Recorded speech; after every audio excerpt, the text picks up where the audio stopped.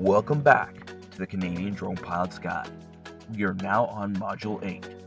If you haven't already, be sure to hit that subscribe button. As an advisory, subscribers of this channel with sign up to Drone Center, they will receive our free ground school study guide, free SOPs, free logbook, upload and storage, free recency packages, free drone wings after license completion and sign up, as well as a free radio license.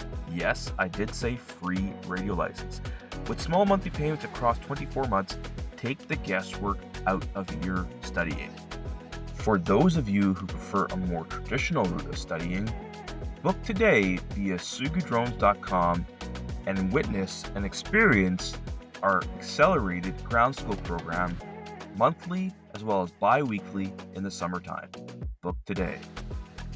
We have previously completed modules 1 through 7. We are now on 8. Let's begin.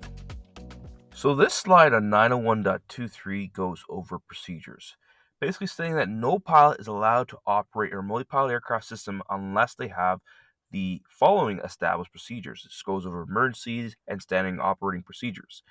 Now, this is very important when you're flying your drone because checklists and procedures are of utmost importance. This is actually a critical failure item that most candidates sometimes do not pass with this particular issue. So again, preparing your checklist, preparing your procedures, having standard operating procedures will ensure that you have a fabulous flight review at the end of the day. This is in pertinence to CARS 901.23.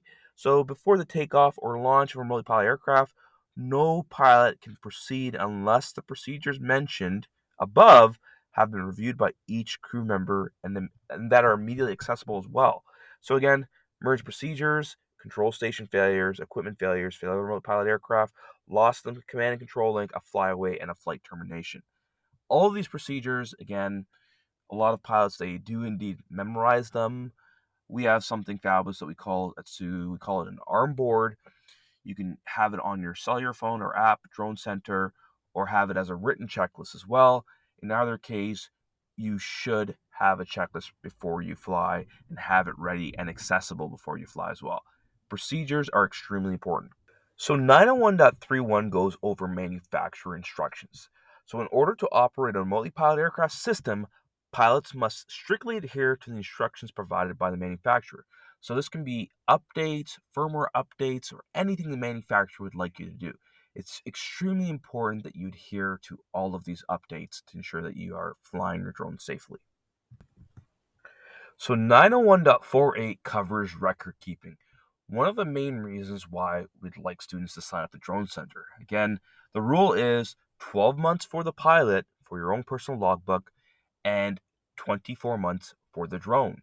So you as the pilot, you require a logbook for 12 months to record your own records, and the drone requires its own logbook to log it for 24 months. So this is a requirement for the flight test, and signing up to Drone Center definitely helps out with this process in getting you all ready and prepared with documents, procedures, as well as having the appropriate records for a flight test before you go. As I mentioned earlier, if you'd like also a more traditional route of studying, you can sign up to www.sugudrones.com and sign up to one of our monthly dates. We actually have them posted. We have them ongoing monthly right now. Summer, we have them every 2 weeks. So sign up to either of those dates and we're here to assist and here to help you as well. In addition to that, do not forget to sign up to our Facebook group, Canadian Drone Pilots. It's a fabulous group where you can network with other drone pilots in Canada. We're looking obviously to grow the community and for you to talk to amongst each other, whether it be for jobs or other troubleshooting items. Again, please sign up to our Facebook group. We'll have the link for you in our description below. And last but not least, if you are a subscriber of this channel and you were a previous student, you are more than welcome to become a flight reviewer. We are looking for flight reviewers in the areas of Vancouver, Alberta. We are also looking for Manitoba, Northern Ontario, Quebec, Newfoundland, and Labrador, as well as New Brunswick. Thank you very much for watching today, and I look forward to seeing you soon.